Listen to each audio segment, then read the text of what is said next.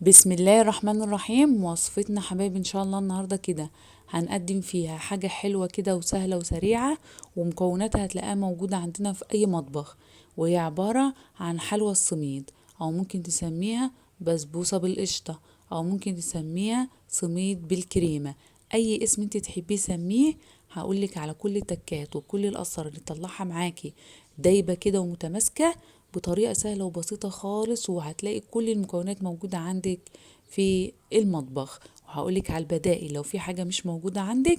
بس يلا في الأول كده اعملي لي لايك وشير، ولو انتي لسه ما اشتركتش في القناة اشتركي معايا وفعلي زر الجرس عشان كل ما انزل فيديو جديد يوصلك بيه اشعار. هنعمل الاول، عندي كوباية من السكر، عليها كوباية من المية، هرفعهم على النار على درجة حرارة متوسطة لمدة من 3 ل4 دقايق. انا مش عايزاه يعمل معايا عسل ولا حاجة، انا عايزاه بس السكر يدوب في المية. هنا انا رفعته على النار، واول ما يبدأ يغلي كده من الجناب هحسب معايا 4 دقايق او 3 دقايق بالكتير لحد ما الاقي ان السكر اختفى مع المية وبقى كله لون واحد.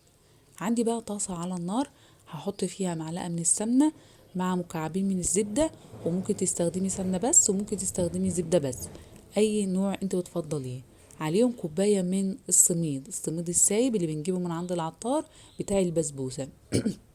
وهدي النار وابدا ان انا احمر في كوبايه السميد دي بمعلقتين السمنه ومكعبين الزبده لحد ما تاخد معايا لون ذهبي وفاتح، وهدي عليها النار وحمريها بشويش كده لحد ما تاخد معايا اللون الجميل الفاتح اللي انت شايفاه ده. وهاخد منها معلقتين كده اركنهم على جنب، هقولك هنعمل بيهم ايه دلوقتي. وابدا احمر فيه على نار هاديه خالص، وكل ما تديله لون كل ما يديكي نتيجه احسن.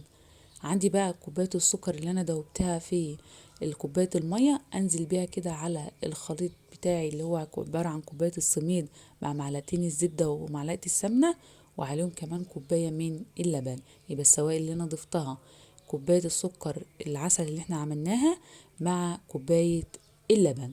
اول ما تضيف السوائل بتاعتك هتلاقي ان هو عامل زي المية كده، بس انا برضو مهديه عليه النار وابدا اقلب فيه. هتلاقي السميد هيتشرب كل كميه السوائل دي ويديكي عجينه حلوه وجميله. ما تقلقيش من الخطوه دي.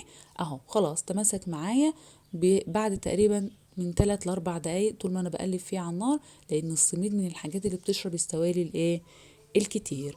وهقلبه كده، هو كده خلاص استوى واخد السكر بتاعه، وكميه السكر بتاعته دي مناسبه جدا، لا هو مسكر ولا هو ناقص سكر.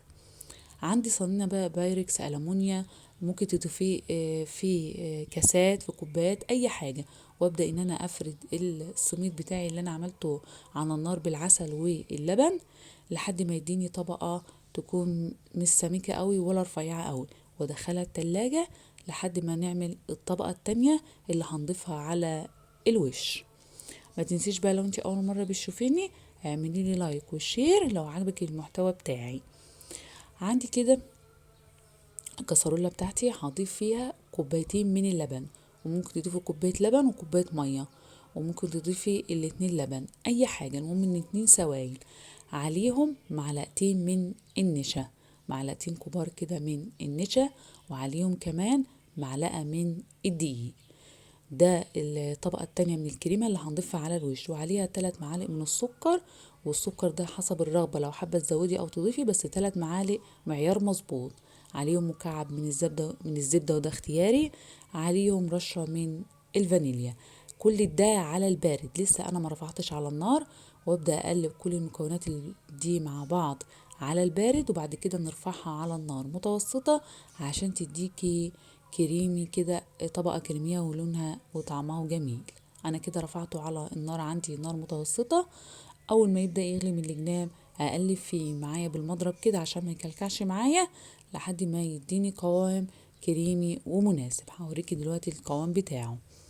طريقة سهلة وبسيطة خالص، ومكوناتها موجودة عندنا في أي بيت، تقدري تعمليها حاجة حلوة كده سهلة وسريعة.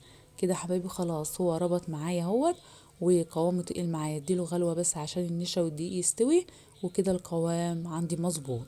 هجيب بقى عندي البايركس اللي انا كنت حاطه فيه الطبقه بتاعه السميد بتاعتي، وابدا اصب عليه الطبقه التانية من الكريمه وهي لسه سخنه كده عشان ما تتمسكش معايا. ادخلها تاني التلاجة، نسويها كده مع بعض بالراحة الاول علشان تديكي طبقة تكون ملساء كده، نعرف نزينها مع بعض وندخلها التلاجة تاخد برضو ايه تستريح شوية. انا سويتها كده معاكي زي ما احنا شايفين اهوت، وادخلها التلاجة ونبدأ مع بعض نزينها مع بعض. ممكن تزينيها طبعا بأي نوع فاكهة انت بتحبيه.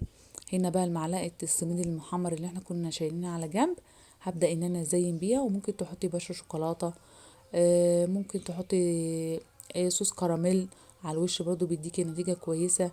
ممكن ان انت تضيفي مكعبات من الفراولة كده او قطع من الفراولة زي ما انا هعمل، ممكن مانجا، اي نوع فاكهة موجودة عندك زيني بيها. طريقة سهلة وبسيطة خالص لعمل حلوى السميد. جربي الطريقة دي ان شاء الله هتعجبك، حاجة سهلة وبسيطة وتفرح الاولاد. وبكده حبايبي تكون وصفتنا النهاردة خلصت، وصفة سهلة وسريعة لعمايل حلاوة السميد. وانا كده هاخدها ادخلها التلاجة ونبدأ نقطعها مع بعض، هوريكي ازاي قوامها بيكون متماسك. هي كانت عايزة تستنى كمان شوية في التلاجة تتماسك اكتر واكتر.